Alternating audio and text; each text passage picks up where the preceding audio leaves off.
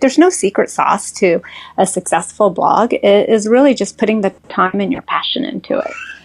That was Naomi Robinson, and we're talking about food photography and creativity for bloggers on episode 37 of the Chopped podcast.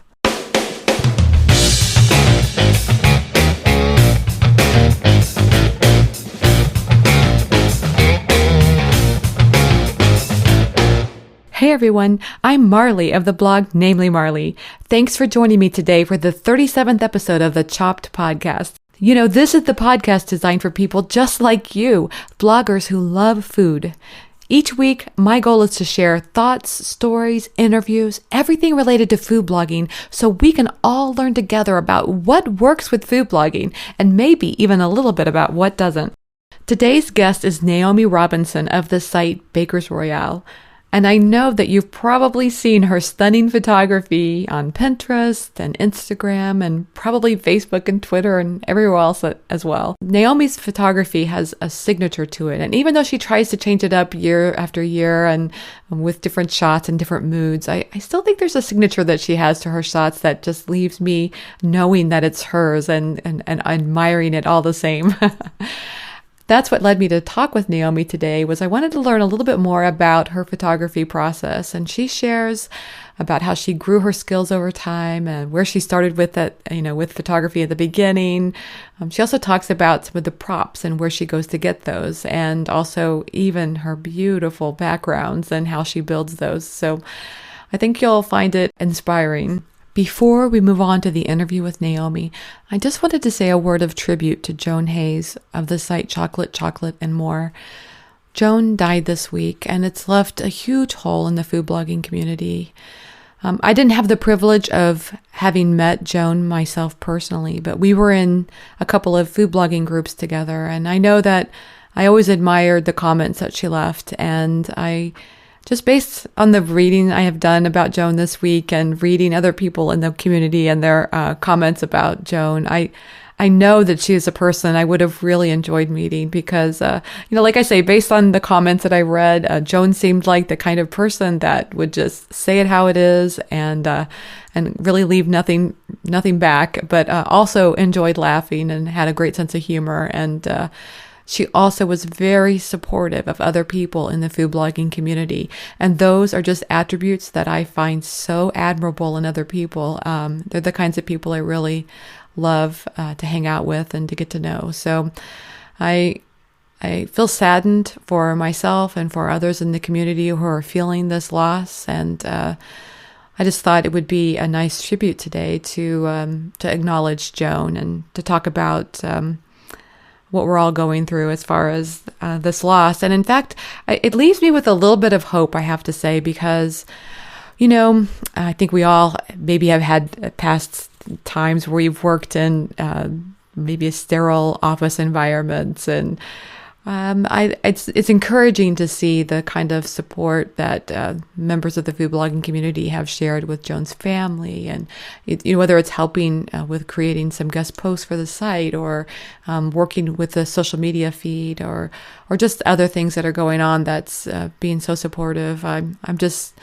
I'm left in awe of that, and I also feel like it's easy when we're so busy in the day-to-day things that go on with food blogging. We're working on our strategies. We're looking at page views. We're, thinking about how we make our shots better. All of that stuff is so important. But at the end of the day, we're all, we're beyond all of that. We're really like family. And so I just want you guys to know that I'm really proud to be a part of this community and glad to be a part of it with you as well.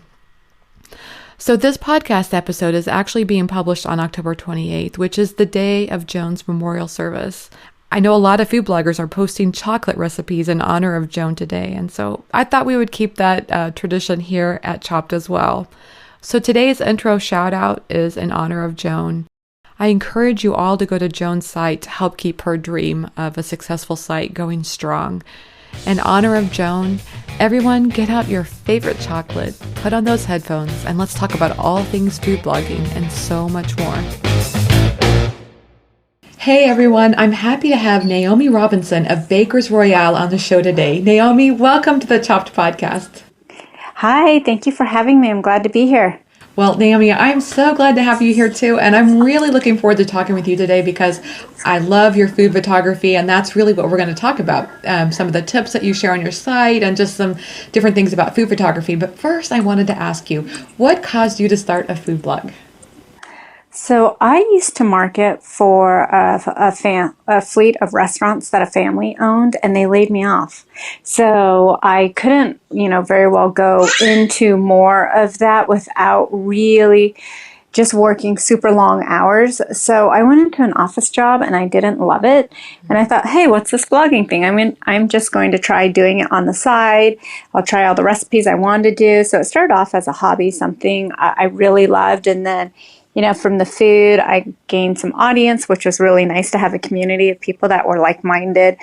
And then I got into the photography end of it. And then that's where, I thought I really love the food and the photography. And, sometimes it's one of those things where, you food blog. I don't know if it's the same for you where, like, oh, I love the do I love the photography more than I love the food? And, it goes back and forth sometimes. But the two now go hand in hand. So now I do it as a career and I still love it. And it worked out perfect because this is where my passion is. And I can say I'm one of those lucky people who actually are able to, do my passion every day and make a living at it. Oh, that is really cool. So it sounds to me like you were in a job that just didn't, push your buttons. It wasn't, something that you loved. And so basically a food blog was your creative outlet? Yeah, I mean, I went from doing marketing for food, which I love, to, being an executive assistant for a CEO, which I didn't love. Yeah. Well, I think that's interesting because I've read the book. People are going to realize that I'm a big Julia Cameron fan. She wrote the book, The Artist's Way. She also has a book called The Artist's Way at Work, where she talks about exactly what you're talking about, that sometimes you end up in a job that you don't really love. And that's exactly what she said, is to find some creative outlet that you can do on the side. And look what this did for you. It turned into a career. It did. It was one of those things. I remember when I started out, my husband was just like, seriously, Naomi, this hobby is crazy. You are like working, you get home from work, you make dinner, you put the kids down, and then you're working till midnight. I don't get it type of thing. But it was one of those things. Because, a lot of times I tell people, I'm like, you love food and you have a camera and you like to write. I'm like, you should have a food blog type of thing. And everyone thinks like, I make it sound too easy. And I said, no, I mean, it is easy. You just have to dedicate time to it. It's really like, there's no secret sauce to a successful blog. It is really just putting the time and your passion into it. It's funny that you say that because I do feel like I have always felt like there's some secret sauce out there that I've been looking for. And the more I talk to other food bloggers, the more I realize it's really about creating your own secret sauce. It is. I tell people that because Matt and I are big firm believers in, share everything because no one's going to steal anything from you. If people are motivated to do it, they'll do it and they'll do it on their own and they will carve out their own path. That is so true. Now, speaking of Matt, your husband's a food blogger as well, right? Yep. That is so cool. So do you guys, share tricks and tips with each other? We do. We go back and forth with ideas. We'll be in the kitchen together. It's a lot of fun because prior to working together in this this atmosphere of being a food blogger, we worked together very briefly. That's actually how we met. So we've always enjoyed work. Yeah, so we've always enjoyed working with each other. Okay, so can you tell me more about how you met? That sounds so cool.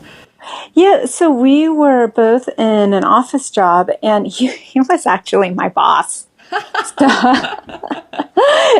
So we were dating, and then he left the company, and then I left the company shortly thereafter, and we kind of did our own thing. And then I started, I have to admittedly say that I probably would not have quit my office job had they not come to me and said, we're shutting, down this facility. It was like a cancer lab diagnostic. We're shutting down this diagnostic lab, and we're moving to Phoenix. You can come, and if you don't, then you got to find your own job type of thing. Yeah. So, of course I wasn't moving to Phoenix. I thought, okay, I'm going to jump head into this blogging thing, which I probably should have done earlier if, you talk to people who say, this is your passion, just do it type of thing. But for me, it was like, okay, I have a family and I like the steady income. Yes. So it was one of those things I had to make a choice. I thought, okay, I'm going to go head first. And I did. And then I look back on it now and I thought, why didn't I do it earlier? I know the feeling on that one, yeah. But Yeah. sometimes life needs to like give you a little nudge, I think. Yes. So, and now I can't like ever imagine going back into doing an office job that I don't love. I have to tell you, that's one thing I hate about food blogging is that it's me for any other, possibilities. Exactly right. Unless it were something in food, because I love working with food and with people. But in terms of just, like the office job I had before, that would be just, I guess if you had to do something for your family, you would, but I would not. I would not dig it. You'd not be as happy and thrilled about Yeah. it. Yeah. Yes. So have you always been interested in cooking? Yeah, so I have always been interested in food, and then working in marketing at a restaurant really had me into food, and I just never had time to explore all the things I wanted to, so I thought this is a great way to do it. I see. So starting your own food blog was really kind of like a way of delving into that passion of like, I want to cook more. Yes, and I always thought that at some point I would go back to working as in marketing for restaurants. And I thought this is a good way to still kind of stay familiar with food and stay updated with it. It just never happened. But so this was actually a better situation anyhow. Yeah. Okay. So let's talk about those food photography skills then. Did you start out, knowing what you know about cameras, or did you have to kind of learn that over time? No, so this is the crazy thing. I've always been into photography. Like I loved it. I loved looking at photographs. And I had always told myself when I was working, I'm going to get a camera and learn how to do some photography. I never did. So having the food blog actually gave me the avenue to go ahead and explore that. What was something that I loved looking at. Yeah. I never did it. I never knew anything about food photography until I started the blog. And what kind of started on that is I thought, okay, this is great, but how do I scale my food blog? And I thought, you know what? I've got to improve. I have to improve my pictures. So that's when I really started looking into, the technical side of, okay, how do I take a photograph? What are the settings I need to do? And it's all self-taught. And I think when it's not, I'm sure. When I started my blog, I started out with a point and shoot. And at some point I thought, I want to move to an SLR, but I want to make sure that I stay with the food blogging and I have time for it. So I used my point and shoot for a good year and a half before I bought my first SLR, and I still have the same SLR, which I am now probably finally going to upgrade. So did I hear you right that you always admired photography but hadn't done it yourself? Yeah, exactly. Wow. I love that story because I had a foreign exchange student that lived with us for a year in Thailand. She was from Thailand, and she told me something about how she loved photography but she said she wanted to marry somebody who was. And I thought, no, why don't you do that yourself? So I think it's kind of the same story. Like, you can admire other people's work. It might be a sign that it's something you're interested in. Yes. And it definitely was. It's just one of those art forms that I had always really enjoyed. But I actually never really looked at food photography. The photography that I liked was more people oriented. And so I thought, hey, I'm just going to give it a go now. So I'm glad I did. And it is a huge passion of mine. Now, looking at the world from the eyes of, before you knew how to shoot and after, do you see things differently? Because like for me, I have to be completely honest. I never really noticed how light bounced off of things but now I just feel like my eyes are opened and I see it everywhere. I just love it. Yeah, I think more, what I notice more is if we're out, I'll tell Matt, the lighting in here is so great. Or I'll notice a surface and I'll say, that would be a great food photography surface. But, for me, a lot of times, if I'm talking to people about photography, I always tell them, if they're asking me about it, I always tell them, I said, of course you're going to find people who you love their style. I said, but, and when you first start out, that it's like most things, right? That you start out kind of mimicking or emulating the people that you've looked up to. I said, but eventually you find your own voice and style. And I said, and that's what you're going after. And, if you, it's just, I've done a food photography class online for people. I've done it in person. And I always tell people it's not the equipment. So don't think you have to sink your money into or sink all your money into like the camera. I said, learn your style, learn the lighting, learn what you're comfortable with first. And I'm sure you've heard that if you've like interviewed Matt. Yes.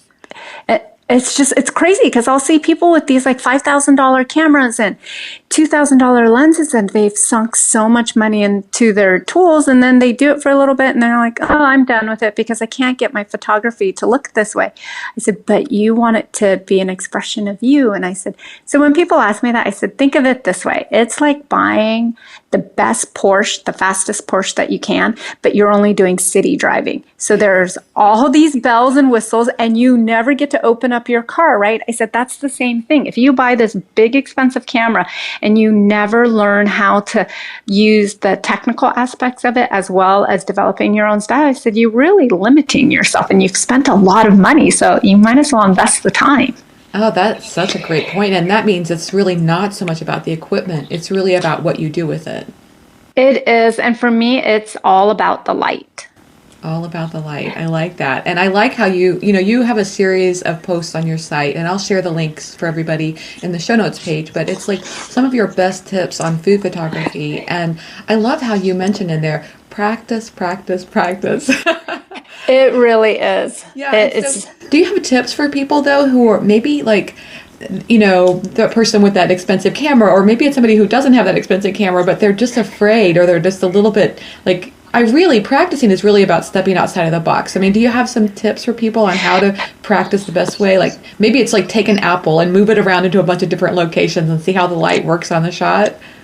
I do. So for me, I tend to like really long shadows. Mm-hmm. So I'll shoot later in the day. But for me to have discovered that, what I did was I was shooting at different parts of the house and different times of the day. I shoot natural light. I don't have a studio. I mean, my studio is I primarily shoot in the garage and my laundry room. So, depending on the time of year, I'll move around and depending on the time of day, but that's really how you'll find out where your best place to shoot in your house is. And I'm speaking towards, people who want to start food blogs or food bloggers now who want to improve their photography, and you're shooting at home.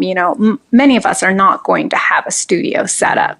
So, it's really about finding your perfect lighting. I can't tell you enough how I can style a shot. And if I shoot it, like say at 8 o'clock, at noon, and at 4, all those shots are going to have different moods and feelings or a different feel to it based on the light. And I'm speaking of same shot, same composition, and everything. The light will dictate, at least it does for me, it dictates the mood. So my best advice is, when I say practice, practice, practice, practice and find your lighting first. Because oftentimes people will ask me, like, how do you do the moody shot? How do you do the dark shot? How do you do the bright shot? And that's really all about the lighting. Mm-hmm. So I will tell people, move around your house, find your best spot. And then, keep a journal of it. Yeah. Oh, keep a journal. What would that be? Yeah, just keep a journal, like shot at 5 o'clock. And that's what I will do. So I know, like, we're coming up on winter. I will tell Matt, okay, I'm waiting for the light. So between 5:30 and 6:30 is the time I need to shoot. Can you handle the kids? Where he does the brighter white shots, he shoots at about 1 to 2 based on our house. So I can tell people, like, this is the time I shoot, but it's really the room that I'm in and which way the sun's coming in. So, someone else's 5:30 to 6:30 may not be the same lighting as mine from 5:30 to 6:30, depending on where they're shooting in their house and where the direction of the sun is. I love the idea of keeping a photo journal like that because I do think this is a topic that seems to overwhelm a lot of food bloggers, which is, I'm the same way. I want to be able to go, this is when I shot, this is like Yeah. how I get this great shot that I love. To me, I have to be honest, sometimes it's felt like more like an accident when I get the shot that I love and I don't really know why, the circumstances that created Sure. that. So I think to, write it down and kind of study it a little bit and know, oh yeah, okay, 2:00 in the afternoon, this time of year is perfect. And yeah, exactly. The journal will help. And of course, if people have Photoshop, Photoshop now makes it so you have the file information in there. So it'll give you the date and time that it was created. But, not everyone has Photoshop. So, and I don't know if other programs do that because I primarily work in Photoshop. And that can also, Photoshop can help if you didn't get the light exactly right, you can kind of fix it there. Yeah, and that's a great point because what I would tell people is oftentimes I notice, what I would love to see? I would love to see someone do a food photography class and do a section on post-editing. Because I always tell people, I'm like, post-editing is where all the magic happens. Yes, you want to get the best shot up front as possible because then post-production is very short in time. But I don't know of anyone that shoots and puts it straight out of their that's a professional photographer that puts it straight out of their camera and sends it to their client or puts it up on the internet. Everyone does post-editing. So in post-editing, when I say that's where all the magic happens, you can accentuate the shadows, the highlights. You're not changing the food. You're not changing the color. You're really just giving it that extra, I don't know, it's just gives it that extra style at the end. Yes, it kind of makes it pop off the screen a little. Yes. I think some of this touches on the topic of authenticity. So I think it's like you had said earlier, it's so easy to kind of mimic what we see other people doing because there's so many amazing food photographs out there that, I love them all. And so I was just curious if you have, I love your creativity and your shots because you'll have like this cake that fell to pieces or crumpled cookies or soda spilled everywhere. And it's gorgeous. And I think it takes a lot of courage to do a shot like that. How do you encourage others to step outside of their comfort zone? I think that has more to do with people's personal style. I'm sure if you're a regular reader of food blogs or you're a fan of food photography, you've seen food photographers and you know their style right away, whether it's the composition or the lighting, you just know it's theirs before you even look it up, right? And I know there are food blogs, it's the same style, all throughout that's their style and they want to stay true to that style. Right. For me, I actually get very bored of doing the same style. So I'm constantly switching up my lighting, my composition. And if you look at and then I'll go through runs of it. Like for a while, I did a lot of smash food, which is kind of that, like I would drop it, I would break it or I'd tear it apart. But I get tired of that. So I'll move on to, bright and airy. Then I'll get tired of that and I'll go back to dark and moody. So I move back and forth a lot out of, for lack of a better term, sheer boredom of my own style. But beyond that, it allows me to stay creative and I like to push myself creatively. But in terms of advising other people, I would tell them, step out of what you're doing, switch up the lighting, switch up your composition. If you use a lot of props, try using less props and moving in closer to the food and eliminating some of the props. I love that you basically you're saying that that you're going to be going through different phases of photography styles, and you share that anyway because I think sometimes we can put our own selves in a box and say my photos have to look like this, but I think you're kind of giving yourself permission to not only try different things but to share those things too. Yeah, I don't know if it's actually a great thing in terms of but if you're working as a food blogger and you're really trying to give yourself a strong brand sense, whether you want to stay the same with it and so people know that, hey, that's so and so. But for me, for me to stay passionate about food blogging, I will do that. It's the same thing with my food. I go through phases where I change my food up. It's hard for me to keep with the same thing all the time.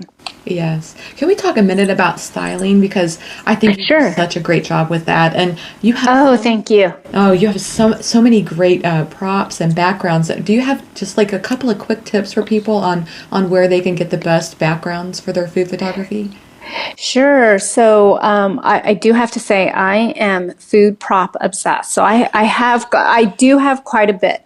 But so the places I shop are Etsy. That's it. And I do eBay, and I will tell people because I'll get a lot of questions like, "Where did you get this surface?" I mean, if you want that kind of rustic look, here's some of the key search words that I use.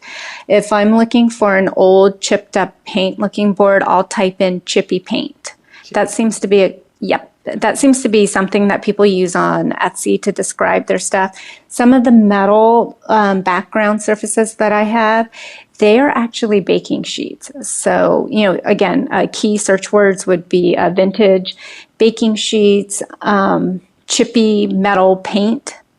And then as for the other, like the plates and everything else, that again, I shop quite a bit on Etsy. It allows me to just buy one or two rather than, and it's already worn in, which is the look that I like. Yes. Oh, I love it. Those really, I think, create such a style to the shots. It really makes a big difference. It does, and I like it. And then I think if people are looking for some of the wood, actually most of the wood boards I've made, and those are extremely easy to make. If they just go to Home Depot or their local hardware store, you can just buy 2x4s.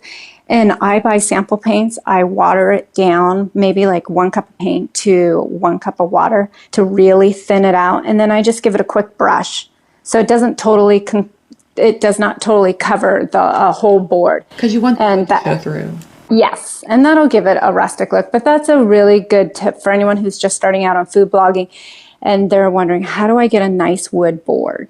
And the nice thing about that too is if you don't, and you get tired of that color, you can just repaint it, right? Yeah, exactly. And then I'll use drywall. Drywall is extremely inexpensive. So I will go into a hardware store, have them cut down the drywall that you want to size, and I'll paint flat colors on that. I see. So like a big sheet of drywall, you can probably have cut down into several pieces that would work. Do you have a preferred size that you use for your shots? I'm looking at it now. It's probably about 4 by 5 feet. Yeah, 4 by 5 feet. And it will literally cost you, I don't know, less than $6. Oh, that's so great. And then another thing that's great about that is if, the food spills onto it, you can just wash it off or repaint. You can. Yep. And you can paint over it, when you need a new color. But that's a really quick, easy way to get a surface. I like any job that requires me getting out paints. I know, right? That's fun. Yeah. So you also describe the use of negative space really well. And I think that's something that's not, it's maybe a learned skill for a lot of us. But I loved how you described it as negative space is like the punctuation points in a picture. It really is. That to me is, so I don't know how other people style, but I tend to style from the outside frame in rather than from the middle out. Okay. So I do like the use of negative space, and I have been, I go back and forth with it. Right now I'm in the middle of thinking, okay, I'm going to try more food-focused shots where I'm pulled in a little tighter. It's less atmospheric. And that may be because right now I'm doing more client work where they want it more food. Yes. Yeah. They want it more food focused rather than, and they'll tell me like, we love your styling, but we don't want it so moody. It has to be tighter in on the food. So sometimes that will dictate where I'm going with my blog. Or I once read that one of my favorite writers said, when he's writing a book, he does not read other books because what tends to happen is he picks up little styles and tones of those writers. And I thought, that is a really good point. But what happens to me is when I'm working with a client and I'm heavily involved in it, what ends up happening is whatever I'm doing for them, it bleeds over into my blog. And then that's where I kind of see a shift in my style because I'm so stuck in that right now. It's hard for me to switch gears. That makes sense, but I think that's kind of cool then. Like, the things that you do, whatever it is in your day, can influence your artistic side. That's kind of cool. Yes. And, you just mentioned this different perspective of either shooting from the inside out or outside in. Can we talk a little bit about what that means to somebody? So basically, if you're shooting, from the center where the food is in the center and then you style around that. But I think what you were saying is your style is a little bit different than that. So it's more towards styling. So if you are just saying, I'm doing an overhead right now, and I'm looking through the frame of my camera, I will, like this cake, instead of putting it, just a little off to the side or to it more towards the middle, I actually style everything around the edges and then move it in. That's how I work from the edges in rather than from the center or the middle out to the sides. That's really cool because then that kind of creates a story, I think, maybe for the audience. It does, and for me, that's how that's just how I've always. I guess I've always done it in terms of trying to. It made it where the rule of thirds was a little bit easier for me to just naturally do, and that's just something that I didn't even realize I was doing a rule of thirds thing. So and that's how I've always worked all my styling. Oh, that's cool. Can we talk a little bit about your process? Sure. Do you do like all your photos on one day, or do you kind of batch things, or do you try to just do it as you feel inspired? I wish I was more efficient and had a better process. I don't actually. So I will, oftentimes I'll try to come up with my styling idea before I go into the garage where I shoot, but that doesn't always happen. So I will come out here, I'll shoot a few, and then it'll be probably 10 or 15 frames into it where I'll really start to feel it. I know some people will come out there and they'll storyboard it or have at least a loose idea in their head of, okay, I'm going to shoot it like this so I can capture the light like this and I'll get this angle type of thing. I don't. I am more a hands-on person. There are times when I will come out and I know exactly what I'm going to do, and I actually love it when I can do that because it makes it more efficient. But I don't always have the time, and it seems like I told Matt this morning, I said, I feel like I'm always playing catch up. It's like, okay, I have to do this and I have to do this, that I don't have time to sit down and plan it as well as I would like. Now, when I shoot for clients, I do, because I don't have the luxury of going in and going, okay, well, it'll come to me when it does type of thing. Yeah, that's so interesting that you say that, because I've talked to two different kinds of food bloggers. I think there are those that really they feel the pressure, and that actually helps them feel inspired, so they don't like to plan ahead for that very reason. But then I've talked to others that they'll plan 3 or 4 months out in advance. They know what they're going to be shooting. They shoot it on certain days. I'm so torn because I think I like both approaches. If I had the luxury of going out far ahead, I would. But what ends up happening whenever I have time, if I do something ahead of time and I thought, wow, I have 2 days to actually, fill this gap, I will then go, and if something inspires me, I'll fill my 2-day gap with that rather than doing what I had planned to do. So I am not a good planner. So maybe it's good to just go with the flow of things, huh? It is. And, I think it has more to do with probably someone's personality, because even back in school, I was always one of those kids that crammed and would study the night before, the morning of. I just was never, I know the test is 3 weeks away. I'll study bits and pieces of it, and I'll dole out my time like this. Yes. I think I follow you. Yeah. So everyone talks about this importance of doing what you love. And I know there's a lot of food bloggers that maybe are currently hobby bloggers and hoping to reach that point where they can leap and go full time. And I'm just curious, now that you've made that transition, how do you maintain the joy and the passion for food blogging now that it's your full-time job? Sometimes that can kind of take the passion out of the work.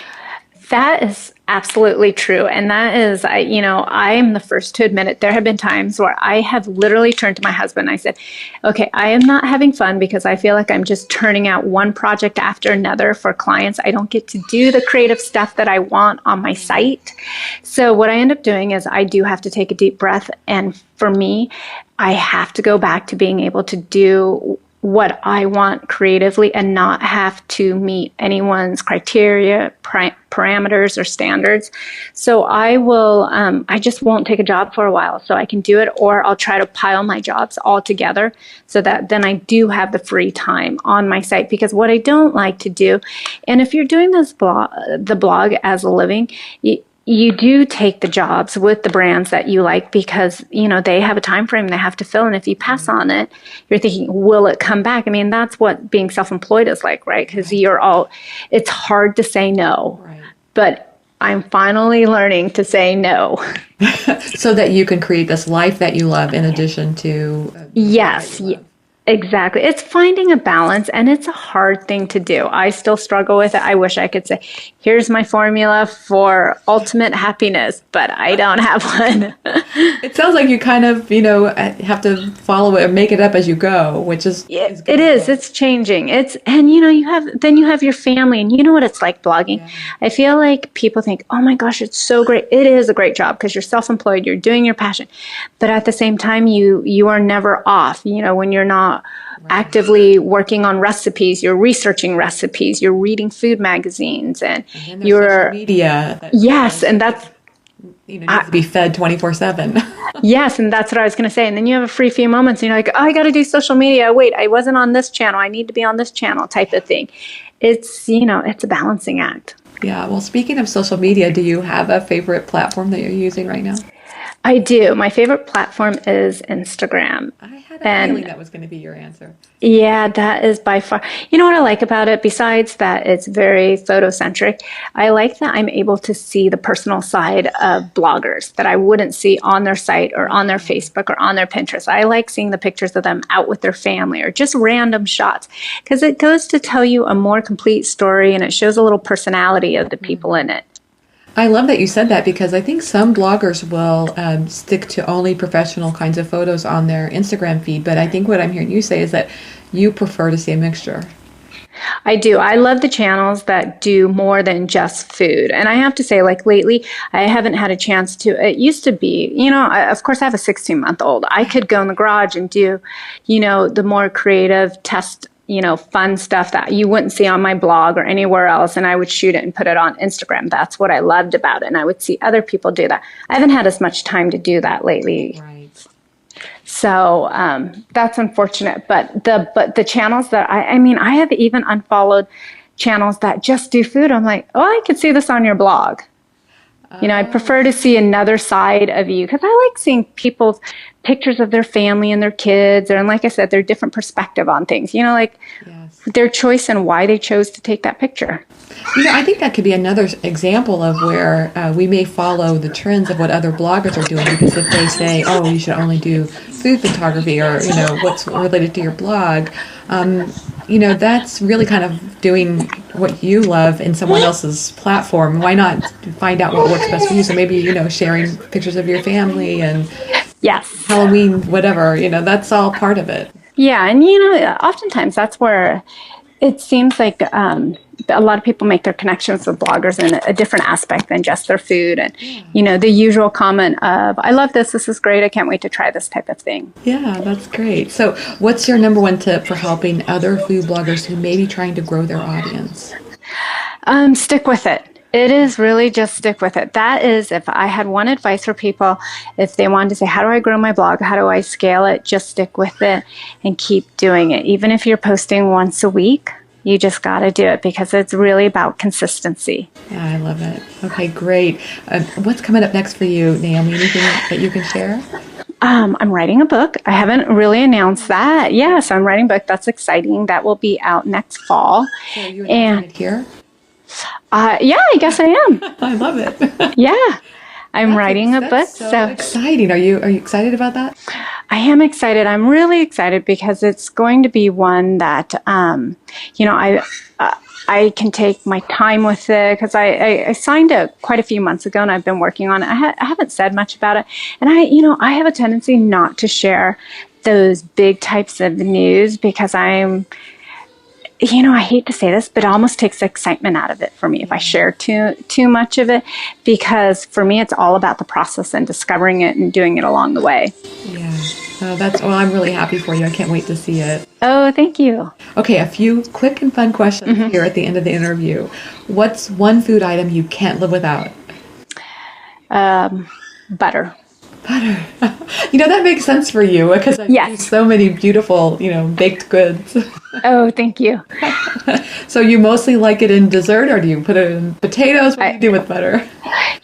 Butter mostly for desserts, but I would have to say a close second is salt, because salt goes in everything. Oh, yeah. And the kind of salt you get makes such a big difference. Yes. Yes, because I really love the sea salt, and it's just got such a better flavor to me in my mind, and I love it. Yeah, exactly. And with salt, there are so many varieties. Yes. Do you have a favorite variety of salt you're using? I don't have a favorite, but the one that I use the most is kosher salt. Kosher. It pretty much goes in everything. There's not one thing I make without kosher salt. It's pretty coarse, right? Yes. Oh, that's cool. Okay. What about what's the favorite app on your phone?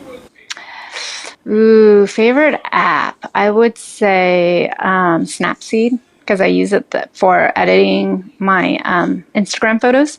I don't even know what Snapseed is. What is that?